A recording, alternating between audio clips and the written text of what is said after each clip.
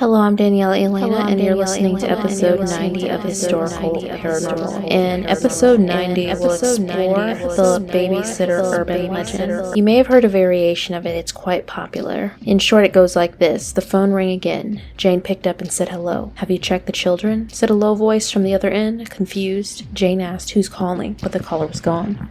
15 minutes later, the phone rang again, and the caller asked the same question. "Have you checked the children?"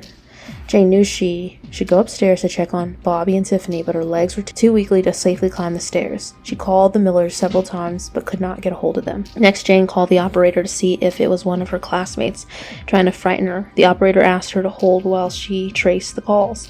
When the operator came back on the line, she told Jane, "Get out of the house now. I'll send the police. The calls are coming from inside the house." Quite chilling indeed. Most urban legends have some kind of origin that is true. The scary thing is, in Columbia, Missouri in March of 1950, it's believed that this story stems from a murder that happened in this town. 8th grader Janet Chrisman had decided to skip a party with her classmates to babysit for a local family named the Romax. The 3-year-old boy she was babysitting was already asleep when she arrived. It was kind of an eerie night, recalled Janet's friend Carol decades later in the documentary Killer Legends. "I was also babysitting and I just felt uneasy," she said. "Reports say that night in Columbia the temperature was below freezing and it was raining and sleeting.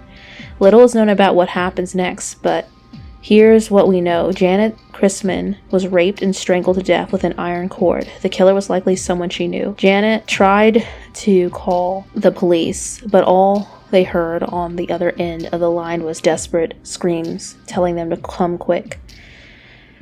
Police were unable to trace the call.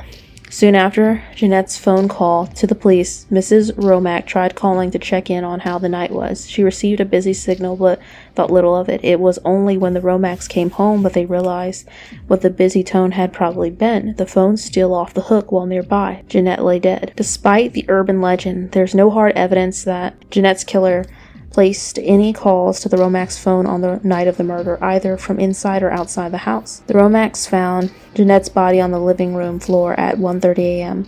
When they came home, signs of a violent struggle spread across 2 rooms. Thankfully, their 3-year-old kid was safe. He'd slept through the whole ordeal. Local police questioned dozens of men in the search to find the killer. The most likely suspect was Robert Mueller, a friend of Romacks. Mr. Romacks testified that Mueller, 27, had commented on Janelle's well-developed form. Mrs. Romack said Mueller had run his hand across her dress 2 days before the murder. Mueller was also known to carry around a mechanical pencilette, match puncture wounds that police found on Janet's body. But police and the Boone County Sheriff's Department bungled the case against Mueller, and he was never charged in the murder. To this day, the case remains unsolved. We may never know what happened to 13-year-old Jeanette Chrisman. So it's very sad, that true story. The idea of a killer hiding from within someone's home is quite terrifying. Like many urban legends, they're usually rooted, sadly, in a real case. Thank you for tuning in to this week's episode. Stay tuned for next Sunday. Until next Sunday.